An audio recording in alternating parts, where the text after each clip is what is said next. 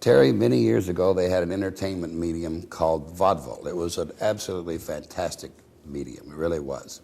Entire families used to travel around together and perform across the country. Different circuits. They had the Chautauqua circuit out in this area, many, many more circuits. This is the Spade family, and they're ground and lofty tumblers. They're a vaudeville family. The ace of spades is their youngest son. He's about 9 or 10. The deuce is in his teens. The 3 is their beautiful young daughter. Isn't she gorgeous? Oh, yeah. The 4 is the oldest son. He's up in his 20s. And the 5 is the old man himself, the master of the troupe.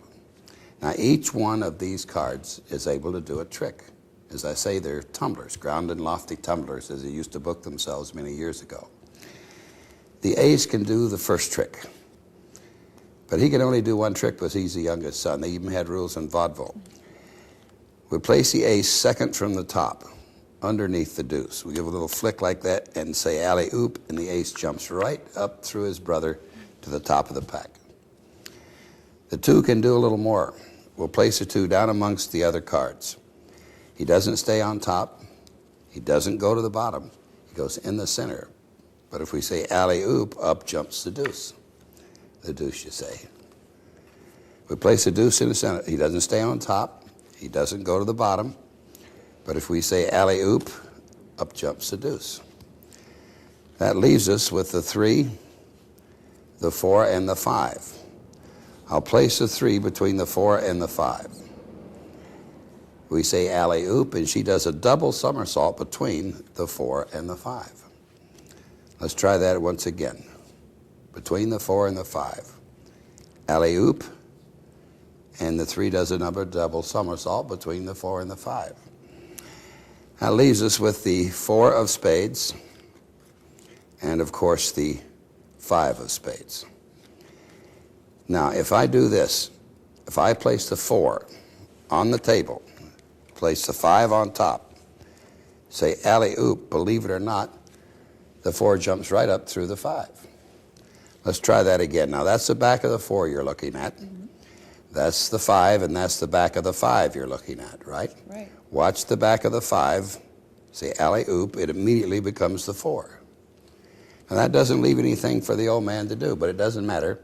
He does a different act. He comes stage forward, the curtains close behind him, the pin spots come on, the house lights dim, there's a drum roll, and the old man has become a quick change artist.